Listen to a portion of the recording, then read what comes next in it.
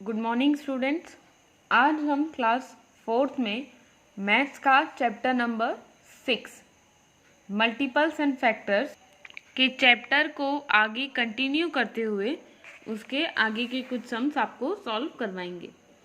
तो आज हम करेंगे स्किल इवैल्यूएट के क्वेश्चन सॉल्व।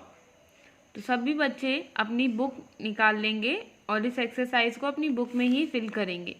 जिन बच्चों के पास बुक नहीं है वो इस एक्सरसाइज को अपनी नोटबुक में नीट एंड क्लीन हैंडराइटिंग में राइट डाउन करेंगे। तो स्टार्ट करते हैं क्वेश्चन नंबर 1। यहाँ पे आपको ये इनके आगे की चीज़ें लिखनी है। First 5 multiples of 12। हमने आपको कल बताया था कि मल्टीपल्स क्या होते हैं। मल्टीपल्स यानी कि जब हम किसी भी नंबर को 1 से 2 से 3 5 7 या किसी भी नंबर से मल्टीप्लाई करते हैं तो जो हमारा आंसर आता है वो हमारा उस डिजिट का मल्टीपल होता है। यानी अगर हम आसान भाषा में कहें तो जो टेबल होती है वो हमारे किसी भी डिजिट के फर्स्ट 10 मल्टीपल्स होते हैं। जैसे 2 की टेबल है, 2 1 are 2, 2 1 are 2, 2 2 are 4। ये जो है 2 4 6 8 12 8 12 ये सब जो हैं वो 2 के मल्टीपल्स हैं। यानी 2 की जो टेबल है वो उसके फर्स्ट 10 मल्टीपल्स हैं। तो ऐसे ही इसमें हमें यानी कि 12 के फर्स्ट 5 मल्टीपल्स लिखने हैं। अगर हम इसे कहें तो यानी कि हमें 12 की टेबल को 5 तक लिखना है, हम ये कह सकते हैं आसान भाषा में।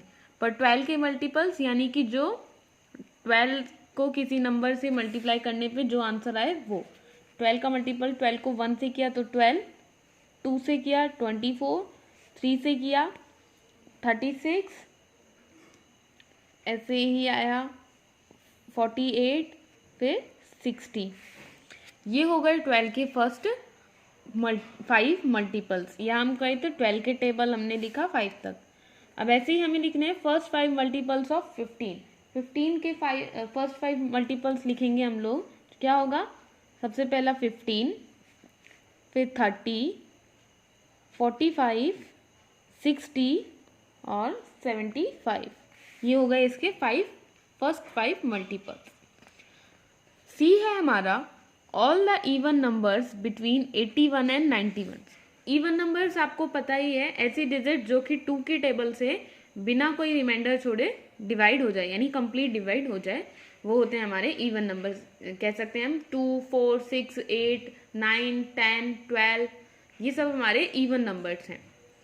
तो किसी भी डिजिट के हम इवन नंबर कैसे निकाल सकते हैं? हम देख सकते हैं, हमें पूछा है 81 से 91 के बीच में जो इवन नंबर्स हैं हमें वो लिखने हैं। तो इसकी काउंटिंग, जो बीच की काउंटिंग होती है उसमें हम देख सकते हैं जो वंस प्लेस पे यानी कि जो लास्ट डिजिट में, अगर हमारी किसी डिजिट का लास्ट डिजिट 2 हो, 4 हो, 6 हो, 8 हो या फिर 0 हो, इनमें से कोई सी अगर डिजिट हो लास्ट वाली तो वो हमारे इवन नंबर होते हैं। तो इन दोनों के बीच में ऐसे कौन कौन सी डिजिट्स हैं जिनके पीछे 2 4 6 8 या 0 आता है, हम वो लिख देंगे। तो 82 81 और 91 के बीच में 82 आता है, 8 2 82 वो इवन नंबर हुआ। फिर 84 लास्ट डिजिट, आप देख रहे हैं ना लास्ट डिजिट 84, फिर 86 88 और ये हुआ 90। अब ये जो सारे नंबर हैं इन दोनों डिजिट्स के बीच में ही आते हैं, 81 82 84।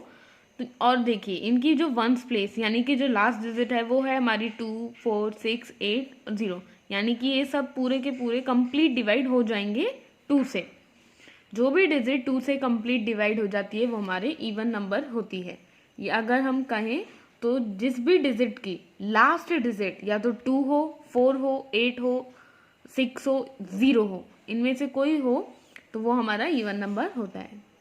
ऐसे ही ऑड नंबर जो 2 की टेबल से कंप्लीट डिवाइड नहीं होते हैं वो होते हैं हमारे ऑड नंबर्स। या फिर हम कह सकते हैं कि जिनकी लास्ट डिजिट या वंस प्लेस की जो डिजिट है वो 1 हो, 3 हो, 5 हो, 7 हो और 9 हो, इनमें से अगर कोई सी है उनकी लास्ट डिजिट तो वो हमारा ऑड नंबर है। ऐसे ही हम 90 से लेके 100 तक के बीच के ऑड नंबर्स लिखेंगे तो वो हो जाएगा 90 जो हमारा इवन है और 100 भी इवन है, तो इनके बीच के ऑड लिखने हैं। 91 हो जाएगा, 93 हो जाएगा क्योंकि इसके जो लास्ट प्लेस है, वंस प्लेस है जो, वो ऑड नंबर है। 95, 97 और 99। अब हमें लिखने हैं द नेक्स्ट 5 मल्टीपल ऑफ 16, 32, 48, 64।